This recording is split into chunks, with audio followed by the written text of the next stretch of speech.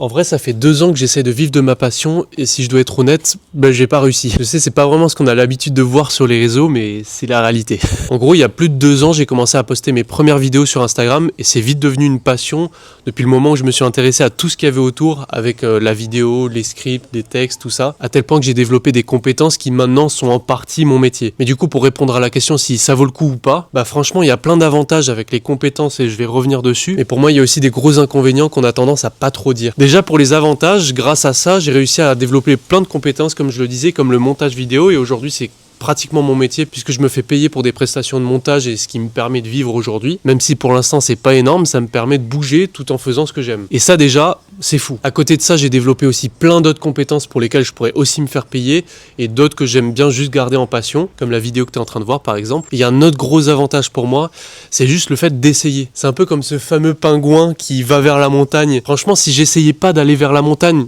jusqu'à la mort peut-être, je pense que j'aurais toujours eu cette question au fond de ma tête, ce truc de et pourquoi pas moi? Et c'est comme ça que j'en viens aux inconvénients, parce que selon moi, surtout avec cette passion qui est la création de contenu, qui est que quand tu te lances, t'espères un peu au fond de toi réussir à vivre de cette passion. Sauf que ce qu'on a tendance à voir sur les réseaux, c'est le biais du gagnant. On voit que ceux qui ont réussi. Donc on se dit, et pourquoi pas moi? Sauf que la réalité, c'est qu'il y a 90% des gens qu'on ne voit pas du tout et qui resteront dans la masse. Et ça, c'est la réalité dont je fais partie. Et il y a un énorme autre inconvénient selon moi, surtout avec toutes les passions en général, c'est de mettre de l'intérêt sur une passion. Et ça, en vrai, on a tendance à pas trop le préciser, mais c'est hyper important parce que c'est tout le problème des métiers passion. C'est pas fait pour tout le monde. Il y en a qui réussiront à gérer le fait d'avoir sa passion et d'avoir l'intérêt pour en vivre, et d'autres comme moi qui ont plein de passions pour lesquelles j'ai juste pas envie d'avoir un intérêt et je préfère les garder en passion en fait. Et bien sûr, selon les profils, des fois c'est plus intéressant d'avoir un truc qui te permet de gagner de l'argent, d'avoir un intérêt, et à côté, les passions. Maintenant, si tu arrives à être hyper clair dans ta tête et faire la part des choses, en vrai ça peut le faire aussi. Mais je trouve que c'est important de le savoir avant de se lancer.